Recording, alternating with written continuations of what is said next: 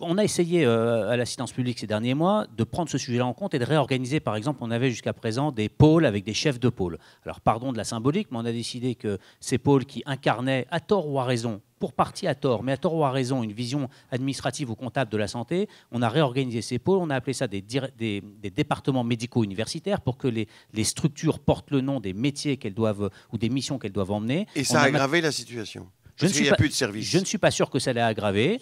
Si, pardon, d'une part, il y a toujours des services et il y a toujours des services avec des chefs de service, des cadres responsables des services. Et d'autre part, on a maintenant ces départements médicaux universitaires qui sont organisés autour d'aires thérapeutiques qu'on essaie de faire les plus cohérentes possibles, avec des médecins à leur tête qui sont chargés de piloter la stratégie sur ces aires thérapeutiques. Rendez-vous dans 2-3 ans pour voir si on a changé la donne ou pas. Après, moi, je suis preneur des conseils des uns et des autres sur comment faire mieux. Michel, on va demander à Oui, mais avant de... Oui. Ce que voulait dire en fait Philippe, je décrypte, c'est que 77 sur 90, où je crois, ont quand même signé une pétition contre la direction. Donc c'est pas, il voulait dire que ce n'est pas un très grand succès. Non, mais les services ont été un peu mis à mal. Non, mais ça, c'est la nostalgie de Philippe. Et cette unité au niveau du service n'existe pas. Michel Simartin-Rose, est-ce qu'il faut revoir la fonction hospitalière? On a cette lourdeur administrative. Est-ce que vous, à Marseille, de votre point de vue, il faudrait mettre, comme le disait François Crémieux, mettre un peu plus de souplesse? Surtout à Marseille, je dirais.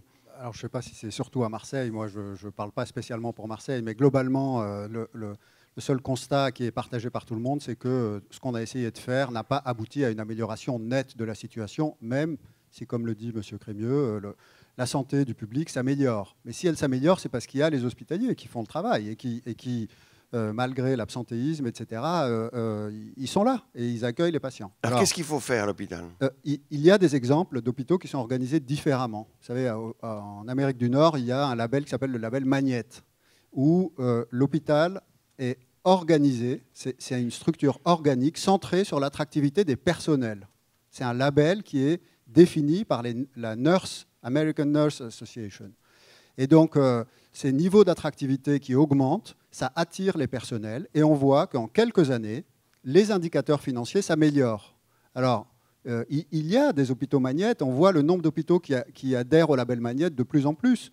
Maintenant, ça ne veut pas dire que c'est une solution simple à transposer chez nous, parce que toute la structure du système de santé est différente. On a un statut, c'est difficile de dire on va prendre quelqu'un plus cher. Et puis, quand on dit, par exemple, on manque d'anesthésistes, on va les payer plus cher, tous les autres râlent, parce qu'ils disent, attendez, pourquoi lui et pas moi? Donc, il y a une vraie réflexion de fond à faire sur est-ce que les outils qu'on a à notre disposition sont les bons. Voilà, et là, la réponse quand même. De mon point de vue... Non. Quels outils nouveaux, quelle relation meilleure avec le directeur d'hôpital? Probablement qu'il faut aller au bout de la délégation de gestion, c'est-à-dire les pôles. Lorsque la loi HPST est sortie, il y avait dans l'idée de déléguer à des pôles d'activité médicale, dirigés par un binôme médico-administratif, de déléguer la gestion, c'est-à-dire que ce soit le pôle qui soit capable de dire où il doit faire les arbitrages, qui il doit recruter, quels sont les secteurs qui ne sont pas des secteurs porteurs. François Crémieux, ça vous paraît possible, ça, délégation au niveau des pôles? Ça n'est possible que si on a les moyens. Voilà, bien sûr. Si on délègue les moyens, on va vous en donner. Pascal et moi, on va vous rajouter. Mais après, il faut une réorganisation qui marche. Parce que ça fait 20 ans qu'on organise et ça va de mal en pis, entre guillemets. Enfin, moi, je suis extrêmement favorable à une délégation qui soit une délégation maximale jusqu'au bout, etc. Financière. Et y compris financière. Mais quand on va avoir délégué et qu'on va déléguer les mêmes contraintes que celles avec lesquelles un directeur des ressources humaines ou un directeur des finances ou un directeur général pilote un hôpital, concrètement, vous êtes responsable d'un pôle ou d'un département médico-universitaire dans lequel il y a une grosse activité de bloc opératoire. Et puis vous vous levez un matin et vous vous dites finalement, ça pourrait fonctionner mieux si j'avais 2 anesthésistes de moins, un médecin généraliste et 3 infirmières de plus, ou le contraire. Et à ce moment, vous êtes confronté au fait que des choix de ce type-là, quel que soit celui ou celle à qui vous proposez de le faire. C'est aujourd'hui difficile de le faire dans un hôpital public parce que, par ailleurs, nommer un praticien hospitalier répond à une procédure nationale qui va durer à peu près 18 mois et qui va faire que vous n'allez pas pouvoir remplacer un anesthésiste par un autre métier. Alors, facilement. quelle souplesse concrètement? Alors, il faut changer la fonction hospitalière?